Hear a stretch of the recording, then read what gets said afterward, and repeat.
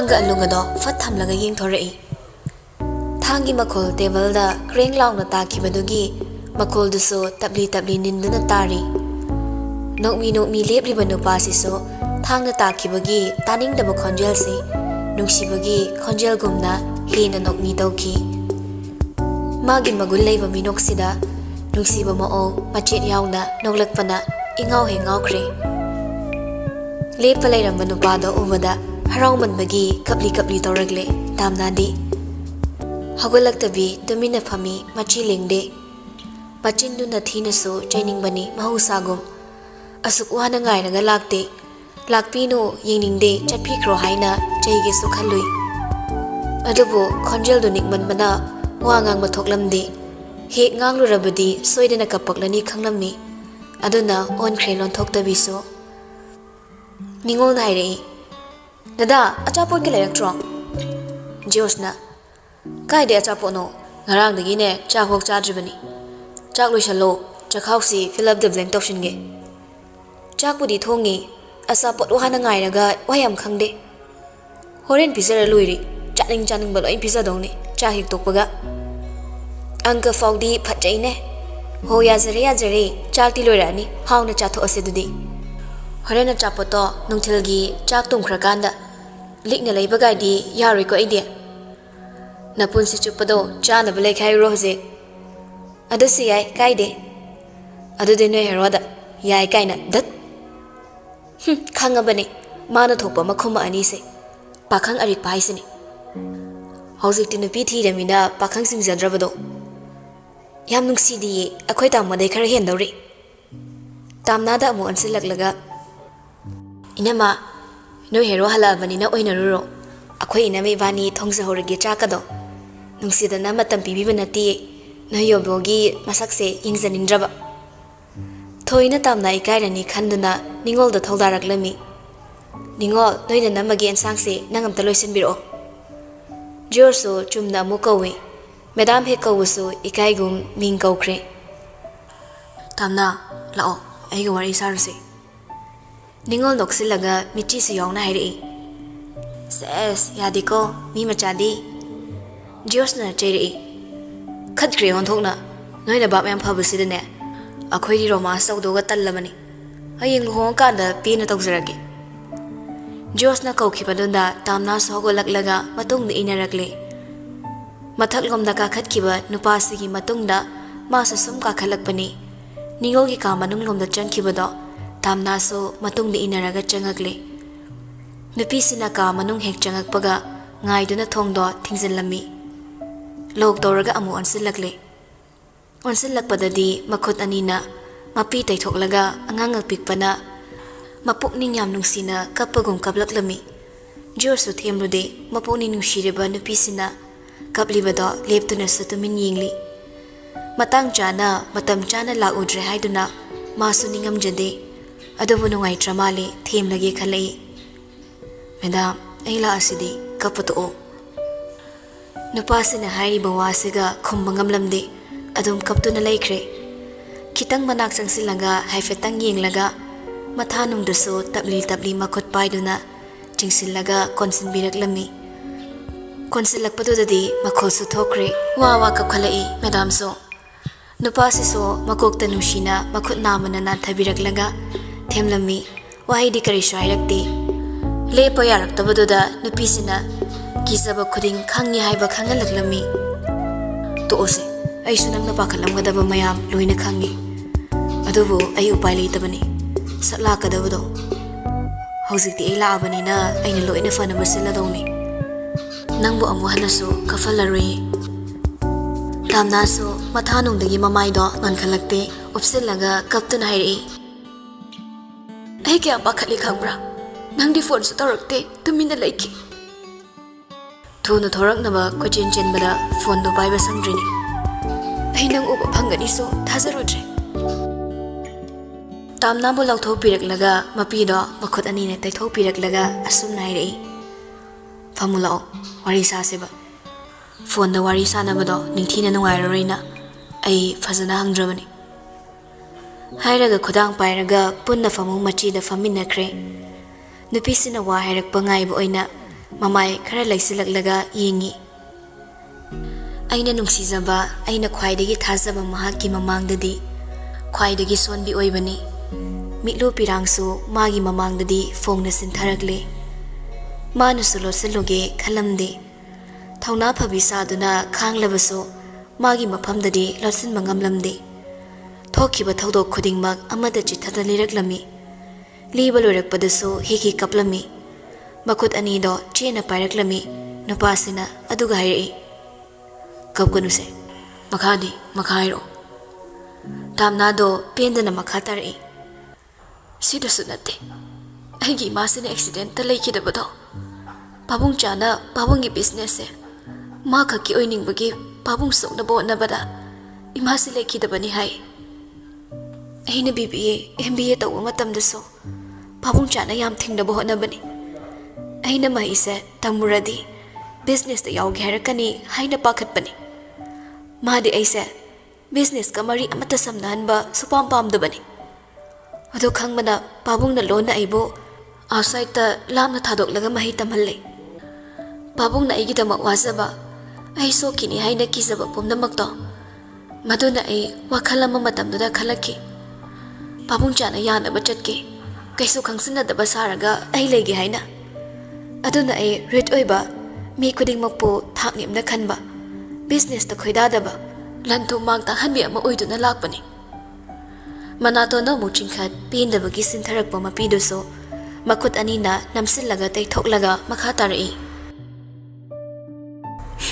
adobo ai pabung na ibu company se kallu imasiga pabunga na wano narakpani haidana chaiman badagi ai thabak ka bhauri adum ahan baka banumita company se yamot lammi ai khangi company se pabung chana magi oiningaga kaigi manganna honaino phajadaba amot pasing se head dealer da utlaga pabung dagi company se mana mungi khanbani supnagi magi mingchet pamba aduga phawa misak ama oiningbagi ai pok sathi na kigadaba thabak mayam ama tawkhre nangsu khanglamgani nangna ahan balakba numitta mai horakibado ataina nati pabung chana ne fen tarakpadaso magi kokni adubu mana si ama patana tawrami aidana phongna proof ama talaiba ngamdabana adum tumina laisinbani nang hana pabung chagi maramda engona kemta khanganri kegino pabung cha fattena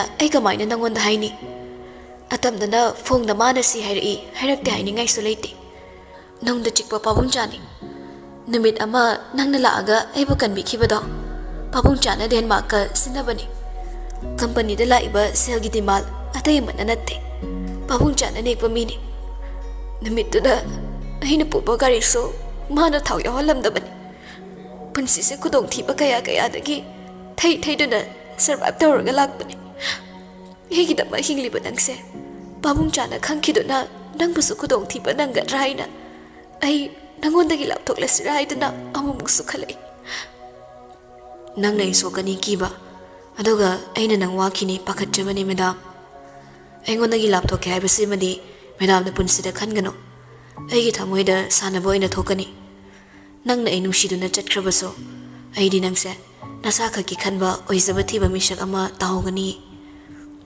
nang khak nai bunungsi banate aisu nang bunungsi nang di kanaguma misak ama boso lupna su nungshiraba misak ni adubo aigidi nangna ahanbani yare se madam makha tabadi nangai amatani sidaidi nangi punsidasu ai yaurabani aigi punsidasu nang yaurabani amana amada wa amata lotnaba yade tamna mangak domlaga hairagle jorso khonjel hongagi ai ngarang de kayam wana flight matam ngai khangbra manung kanbi nangna ngarang kapakpa ai kyam pakhali pakhatpa marakta napsari oin tawdana nusibasu na paini mi halure hairaga ai wo fangda jail changani haibe kapini ne kudong thiba tarani kaina masagi wazadeba amot pa marakta phangba aseng manusibase aigi famdadi mamal naitraba khudolni amot pa maya maraksida handuna tawkhairaga wana fanglakpa nangse amuk nanthokidra haina ai kibani amot pa sasinna banusiba marakta chaurakpa idi Nangse aigi punsidagi mangkhigadra haina ayamki aidu suklap lapui madamdagi asok nusibi madambo aina hondoklamladi aidi nusiba fangda siba tabani aina madambo nusiba sa kayaini khangdeda changdamdaba yaba matasu leiramoy nangna ai nungsi hairpa khuding aidi pakhatpa mayam henkalai lapaga chatkradi ngahorani angawbi oirani aidi ado ngawduna balaparoi madam thongda ko koktillaga borisna kauri idawbia thaurakpaduda hagolaga thokre thong hangdoklaga thongjinduda wari zuzu saraga amuk thongdu ngansillamlaga thorakli tamnana kana leori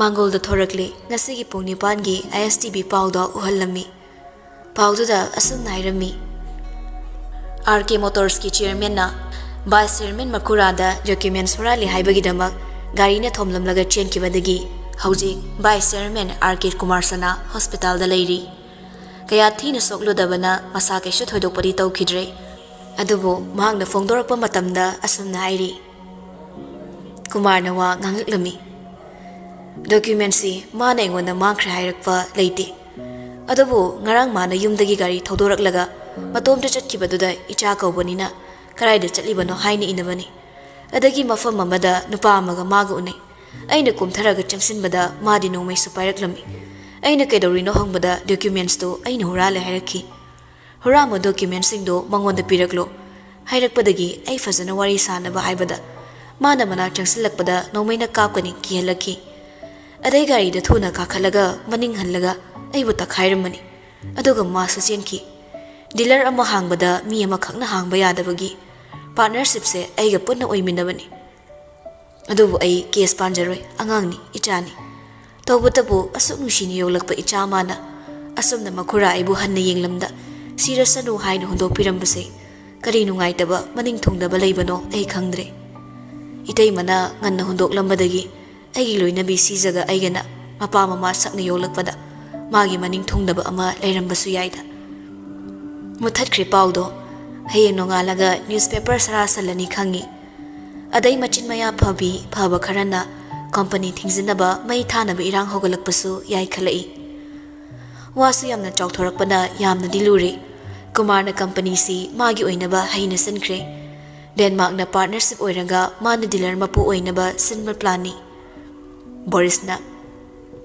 thibam sida chenma chongba nupi thinba khotpa kamai tawni Arun na Pivam do dai khoina jumpi chen bai dok lubada lekai kumai oirani George na fare ai babunga phone da wari sarage pause mangonda di tahalagumsi chak to ga tarasanu adu natradi chak to ok amata yaroi mangduna leirani Arun na adu na farani bo nang babung da wari sana to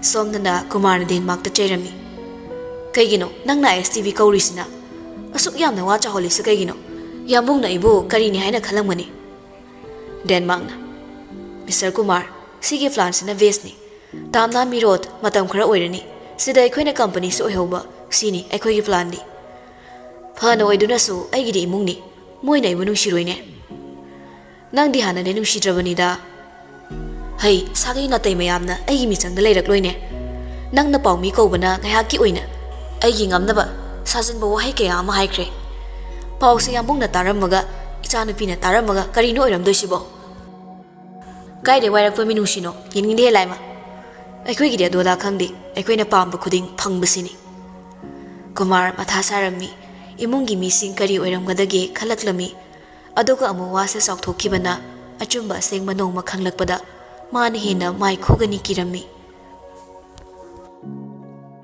संगोइरोमदा थोरकलगा तिलोगा वारी तौरमी तिलोना पुथोकपा ngamdabana joiga wani oina wari sana lami joina ibungo phibam sida nupi haidokpa lakle khalo laikai mi amani tasu tindaba yaroi sagai halamani sho makura halamlaga kibadagi chen khrai duna wa molauna raklani asuklu ringe tanja sida mana chelagadi amu hena ma baran bo ino ukhrani George na chume babu ꯆꯥꯎꯊꯣꯔꯛꯂꯤꯕ ꯋꯥꯁꯤꯒꯤ ꯋꯥꯔꯤꯁꯤꯟ ꯑꯃ ꯁꯦꯝꯗ꯭ꯔꯤꯐꯥꯎ ꯇꯥꯝꯅ ꯆꯦꯜꯂꯦ ꯍꯥꯏꯕ ꯋꯥꯁꯦ ꯊꯣꯛꯍꯟꯕ ꯌꯥꯕ ꯋꯥꯔꯤ ꯑꯣꯏꯗ꯭ꯔꯤ ꯑꯗꯨꯅ ꯃꯇꯝ ꯈꯔ ꯑꯍꯜ ꯂꯃꯟ ꯊꯥꯔꯛꯈꯤꯅꯨ ꯍꯣꯏ ꯄꯥꯕꯨꯡ ꯁꯤꯗ ꯊꯝꯈꯤꯒꯦ ꯑꯗꯨꯒ ꯀꯨꯃꯥꯔꯒꯤ ꯈꯨꯠꯇ ꯀꯝꯄꯅꯤꯁꯦ ꯇꯥꯈꯤꯗꯅꯕ ꯑꯩꯅ ꯁꯣꯏꯗꯅ ꯍꯣꯠꯅꯒꯅꯤ ꯐꯔꯦ ꯊꯣꯛꯑꯕ ꯑꯃ ꯂꯥꯛꯆꯔꯁꯅꯨ ꯑꯩꯁꯨ ꯁꯣꯝꯗ ꯇꯧꯕ ꯌꯥꯕ ꯀꯩꯀꯩ ꯑꯃꯨꯛꯇ ꯄꯥꯎ ꯐꯥꯎꯅꯒꯦ ꯍꯣꯏ ꯄꯥꯕꯨꯡ ꯑꯁꯨꯝꯅ ꯅꯨꯃꯤꯠꯇꯨꯒꯤ ꯄꯥꯎ ꯃꯇꯦꯛꯇꯨ ꯐꯦꯁꯕꯨꯛꯇꯁꯨ ꯚꯥꯏꯔꯦꯜ ꯆꯠꯂꯝꯃꯤ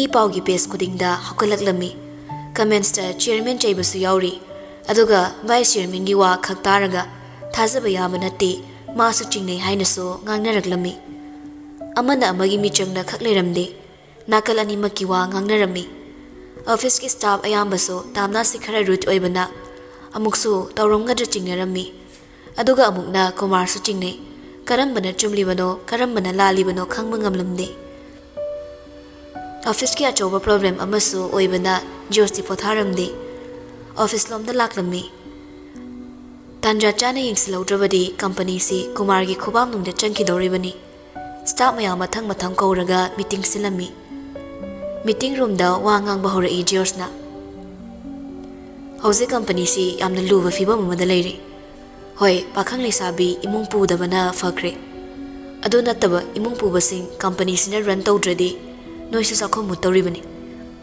ꯑꯗꯨꯅ ꯑꯃꯒꯤꯁꯨ ꯐꯅꯕ ꯋꯥ ꯑꯃ ꯈꯟꯅꯗꯕ ꯌꯥꯗꯕꯅꯤ ꯑꯩ ꯍꯧꯖꯤꯛ ꯆꯥꯛꯐꯣꯛ ꯆꯥꯔꯛꯇ꯭ꯔꯤꯕꯅꯤ ꯍꯜꯂꯛꯇ ꯉꯥꯏꯔꯤꯕꯅꯤ ꯅꯣꯏ ꯆꯤꯌꯔꯃꯦꯟꯒ ꯚꯥꯏꯁ ꯆꯤꯌꯔꯃꯦꯟꯒꯤ ꯋꯥꯔꯤꯁꯦ ꯀꯩ ꯃꯣꯠ ꯂꯩ ꯁꯦꯜꯁ ꯃꯦꯅꯦꯖꯔꯅ ꯁꯔ ꯁꯣꯞ ꯂꯥꯏꯁꯦꯟꯁ ꯑꯃꯗꯤ ꯄꯥꯔꯠꯅꯔꯁꯤꯞ ꯑꯦꯒ꯭ꯔꯤꯃꯦꯟꯠꯀꯤ ꯗꯣꯀ꯭ꯌꯨꯃꯦꯟꯠ ꯃꯥꯡꯈꯤꯕꯒꯤ ꯃꯦꯗꯥꯝꯗꯤ ꯅꯨꯃꯤꯠꯇꯣ ꯃꯊꯥ ꯈꯔ ꯁꯥꯈꯤꯕꯅꯤ ꯑꯩꯒ ꯊꯤꯃꯤꯟꯅꯕꯅꯤ ꯗꯣꯀ꯭ꯌꯨꯃꯦꯟꯠꯁꯦ ꯆꯤꯡꯅꯕ ꯃꯤꯅ ꯂꯧꯔꯝꯂꯒꯗꯤ ꯍꯥꯏꯗꯅ ꯈꯔꯁꯨ ꯄꯥꯈꯠꯂꯤ ꯁ꯭ꯇꯥꯐꯁꯤꯡꯅ ꯃꯥꯡꯈ꯭ꯔꯦ ꯈꯪꯍꯟꯗꯕꯤ ꯁꯠ ꯂꯥꯎꯅ ꯗꯣꯀ꯭ꯌꯨꯃꯦꯟꯠꯁꯦ ꯃꯥꯡꯈ꯭ꯔꯦ ꯍꯥꯏꯕꯒꯤ ꯄꯨꯂꯤꯁꯇ ꯄꯥꯎ ꯄꯤꯔꯒ ꯅ꯭ꯌꯨꯁꯄꯦꯄꯔ ꯑꯅꯤꯗꯁꯨ ꯍꯥꯞꯄꯒꯤ ꯈꯜꯂꯛꯀꯦꯅ ꯍꯥꯏꯔꯝꯕꯅꯤ ꯁ꯭ꯇꯥꯐ ꯑꯃꯅ ꯑꯗꯨꯗꯤ ꯍꯧꯖꯤꯛ ꯑꯩꯈꯣꯏꯒꯤꯁꯨ ꯃꯦꯗꯤꯌꯥꯒꯤ ꯃꯤ ꯀꯧꯔꯒ ꯁꯤ ꯐꯣꯡꯗꯣꯛꯄꯅ ꯆꯨꯝꯒꯅꯤ ꯈꯜꯂꯤ ꯁꯔ ꯀꯨꯃꯥꯔꯅ ꯗꯣꯀ꯭ꯌꯨꯃꯦꯟꯠ ꯃꯥꯡꯗꯦ ꯍꯥꯏꯔꯤꯕꯅꯤꯅ ꯋꯥꯁꯤ ꯀꯩꯅꯣꯝ ꯂꯩꯔꯦ ꯀꯨꯃꯥꯔꯒꯤ ꯃꯤꯁꯨ ꯌꯥꯎꯕꯅꯤꯅ ꯋꯥ ꯍꯥꯏꯔꯛꯏ ꯑꯗꯨꯗ ꯃꯦꯗꯥꯝꯅ ꯀꯩꯒꯤ ꯃꯤ ꯂꯣꯟꯅ ꯎꯅꯕ ꯆꯠꯄꯅꯣ ꯃꯈꯨꯔꯥ ꯒꯥꯔꯤꯅ ꯊꯣꯝꯃꯝꯕꯁꯤꯁꯨ ꯋꯥ ꯑꯃꯗꯤ ꯂꯩꯔꯝꯒꯅꯤ ꯑꯃꯅ ꯑꯃꯨꯛ ꯍꯥꯏꯔꯛꯏ ꯑꯗꯨꯗꯤ ꯃꯁꯥ ꯀꯟꯖꯅꯕ ꯑꯣꯏꯔꯝꯕꯁꯨ ꯌꯥꯏꯅꯦ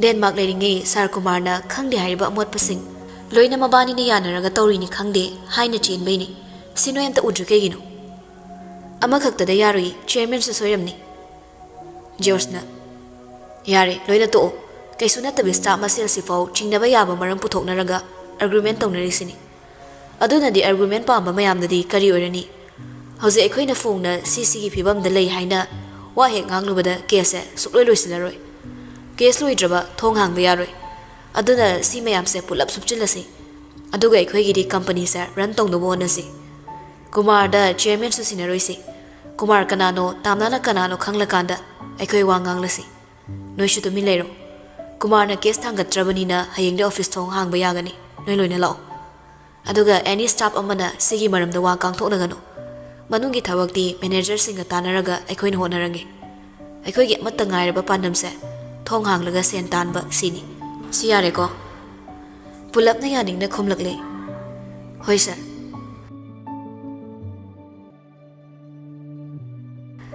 ꯀꯝꯄꯅꯤꯗꯒꯤ ꯊꯣꯔꯛꯂꯒ ꯀꯨꯃꯥꯔꯒꯤ ꯃꯅꯥꯛꯇ ꯂꯥꯛꯂꯝꯃꯤ ꯀꯨꯃꯥꯔ ꯍꯣꯁꯄꯤꯇꯥꯜꯒꯤ ꯕꯦꯗꯇ ꯍꯤꯞꯂꯝꯃꯤ ꯃꯥꯗꯤ ꯖꯣꯔꯖ ꯎꯕꯗ ꯏ ꯍꯥꯏꯒꯠꯂꯛꯂꯦ ꯑꯗꯨꯕꯨ ꯅꯣꯛꯃꯤ ꯀꯧꯁꯤꯜꯂꯛꯏ ꯍꯩꯃꯥ ꯂꯥꯛꯏꯔꯣ ꯅꯪꯗꯤ ꯀꯔꯝ ꯀꯥꯟꯗ ꯍꯜꯂꯛꯏꯕ ꯉꯁꯤ ꯍꯧꯖꯤꯛ ꯋꯥꯏꯗ ꯊꯨꯡꯂꯕꯅꯤ ꯄꯥꯎ ꯎꯕꯗ ꯈꯪꯄ꯭ꯔꯦꯛ ꯈꯪꯂꯨꯔꯦ ꯑꯗꯣ ꯁꯔ ꯍꯛꯆꯥꯡꯕꯨ ꯀꯃꯥꯏꯅ ꯇꯧꯔꯒꯦ ꯈꯔ ꯐꯔꯦ ꯍꯣꯔꯦꯟ ꯌꯨꯝꯗ ꯍꯜꯂꯗꯧꯅꯤ ꯁꯅꯥꯌꯥꯏ ꯀꯞꯅ ꯃꯆꯥꯅꯨꯄꯤꯕꯨ ꯋꯥꯔꯧꯅ ꯍꯥꯏꯔꯛꯏ ꯑꯩꯅ ꯑꯁꯨꯛ ꯃꯥꯕꯨ ꯆꯥꯎꯅꯕ ꯋꯥꯅ ꯌꯣꯛꯂꯛꯄ ꯑꯗꯨꯒ ꯃꯥꯗꯤ ꯃꯤꯅꯨꯡꯁꯤ ꯃꯆꯦꯠ ꯑꯃꯐꯥꯎ ꯂꯩꯔꯝꯗ꯭ꯔꯦꯅꯦ ꯇꯣꯛꯂꯣ ꯊꯕꯛꯇꯣ ꯃꯣꯏ ꯁꯅꯥꯈ꯭ꯌꯥ ꯌꯥꯎꯕꯤꯔꯨꯔꯅꯨ ꯃꯣꯏꯅ ꯁꯅꯥꯈ꯭ꯌꯥꯁꯤ ꯅꯨꯡꯁꯤꯗꯕꯅꯤ ꯀꯨꯃꯥꯔꯅ ꯃꯥꯏ ꯅꯨꯄꯤꯗ ꯆꯩꯊꯠꯂꯛꯏ ꯅꯨꯄꯤ ꯅꯪ ꯋꯥ ꯌꯥꯝ ꯉꯥꯡꯒꯅꯨ ꯏ ꯀꯥꯔꯛꯀꯅꯤ ꯖꯣꯔꯖꯅ ꯍꯥꯏꯒꯨꯝꯗꯅ ꯁꯔ ꯀꯦꯁ ꯑꯃ ꯐꯥꯏꯜ ꯇꯧꯁꯤꯜꯂꯒ ꯐꯖꯅ ꯀꯨꯞꯅ ꯊꯤꯒꯠꯍꯟꯕꯅ ꯐꯗꯣꯏꯔꯣ ꯃꯦꯗꯥꯝꯁꯨ ꯀꯧꯔꯒ ꯄꯨꯂꯤꯁ ꯁ꯭ꯇꯦꯁꯟꯗ ꯐꯝꯃꯤꯟꯅꯔꯒ ꯀꯨꯞꯅ ꯋꯥꯔꯤ ꯁꯥꯗꯣꯛꯄꯅ ꯆꯨꯝꯒꯅꯤ ꯑꯗꯨ ꯅꯠꯇ꯭ꯔꯗꯤ ꯂꯣꯏꯅ ꯃꯣꯠꯅꯔꯅꯤ ꯁꯣꯁꯤꯌꯦꯜ ꯃꯦꯗꯤꯌꯥꯗꯁꯨ ꯁꯔ ꯍꯨꯟꯕ ꯌꯥꯎꯔꯤ ꯃꯦꯗꯥꯝ ꯍꯨꯟꯕꯁꯨ ꯌꯥꯎꯔꯤ ꯇꯪꯈꯥꯏ ꯁꯅꯥꯌꯥꯏꯅ ꯑꯗꯨꯅ ꯐꯅꯤ ꯈꯜꯂꯦ ꯑꯩꯗꯤ ꯊꯋꯥꯏꯁꯦ ꯄ꯭ꯔꯣꯛ ꯆꯥꯛꯑꯕꯅꯤ ꯍꯧꯖꯤꯛꯁꯨ ꯌꯨꯝꯗ ꯂꯩꯍꯧꯗꯦ ꯃꯔꯥꯜꯗꯣ ꯂꯥꯜꯂꯕꯅꯤꯅ ꯑꯩꯅ ꯌꯨꯝꯗ ꯊꯪꯅꯔꯒꯅꯦ ꯂꯩꯕ ꯐꯥꯎ ꯀꯤꯔꯦ ꯀꯨꯃꯥꯔꯅ George, company si hangdaba yadabani. Heyengdagi adum hanglasi. Noi aikhoi changlaga muttanaba honasiko. Hoi sir, atudi ai hauji staff meeting ama kaurukige thabak langnaba. Hoi. George Kumargi manaktagi thorakle. Meeting ni ngasai na sinkrabani Kumar da oidaba nganglami. Gari thauna halakpado ngayakta pothadi. Kamai tawsigi haina wakhal khan bahaurai. Madam singlaso depression mayamduna wakhal thoklaroi haibagi. Madam na tawgadaba mathau mana oina tawrage khalli. Boris oirom da lagle kanamta chak chanaramdri ma halakpa ngairammi. Arun su yauna chak chari. Chak chaba matamdi natabanina charawan bagum charabani. Harau hori sanai. Arun na aisu mathang turn tanaba itawbi luhongbada chaisen payau tare. Boris na is ai luhongbada luching mana chaisen pay aduga Jos na halisidi. Arun na khangde luching pusinga ai gidi chumaladabuni. Ningol na halakpido lawdok sarok leisabi mathiyo. Arun na leisabi nangumbi kwak fangdok sarok halakpi singarai do magi fazaba yenglage hingzarage punsi se. Ningol na nangumba halakpida chopa mi meyam tholakpaini halakpina wai chaidana sitsengma ngamdrise. Jos na Arun ibo adu halakpidoga lawradi aidi sukkau kaunaroi he. Ningol yausilakle aduni haise. Arun na lawroi he akhoi wana yadi aduni pido hek puraba aidi barada leirchona hai. Jos na akhoi office ta nupi phasabi yam yawe. Ningol na kanthalai yare migi nupi da amta silono mai thokpa thizani. Thoina hoi mayam yawbirano se nungaitre. Tamna di wari sanari do marakta yawramdi tumina taba khangni. Chak chabadi adum chai tapli chabaduda mayam wari da yauna Jos na makut sangdoraklaga tamna gi chak to khara ko tharanga ensang gi haibirami chirol oina kharam chasilo. Hairaga khonjel wankhallaga amuk mayangi wari makha samthai. Bebar kaibadi tarani. Boris nasanupi se Arun doina piro. Boris na as nungai kidreda. Tamna de Jos ta haifet ing khak ing khalaklami aduga amuk non tharaga chakre. Ningol na wa thaidorai. Akhoi ne matamna se wagam tangangdre. Jos na aina tumin layo nang dilemo aremba yi nupi ni haibada paksadaba tawnuna khuzina sikre. Arun na noine ningol law haise kaigumba aina lawrena khallo aina lemo kaina khuzina si uradi hallaga mayana chilakto mali. Arun gi wahaiduda amuk punna noi. Arun di asengbasu shirasta wakhal gi khallaga hairaklibani. Boris na yarem da to noi wari se farak yam tarak tore. Ichal warakpada mamanabai nupi oidorinina aigase nawa lawdina tamthorokpa tare. Asumna wari tawduna chak chanare chaba loikre. Tamna amadi nupi aniduga chakhom loisinminarami. Loiraba tungda ngayang magi thokpa pothanarami. Ningol di guest room da changkre. Tamna na ningol gi famung na ngayak hiplami. Ahing tumba yakhidabanina tumthoklure. George sumak manakta changsilaklaga wari khara sananaba tamna bu haudorai. Tabra hawalo wari amta sanase madam. Tamna so hawalakle kuina hawdokna de phamung mayaiduda famlaga kedorage kay warino aina wa khara haige tawbani. Hayo nang matam khara sida layo nang haidokpa chatpasa kitang farak tadore.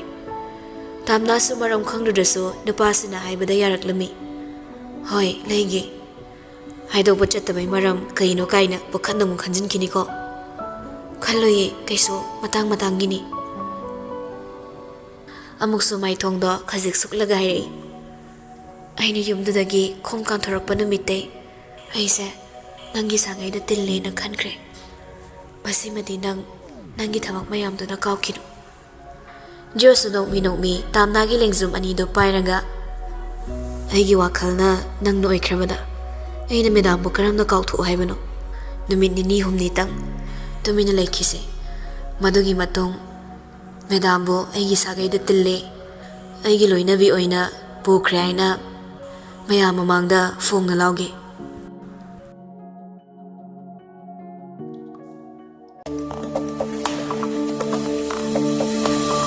ꯇꯥꯕ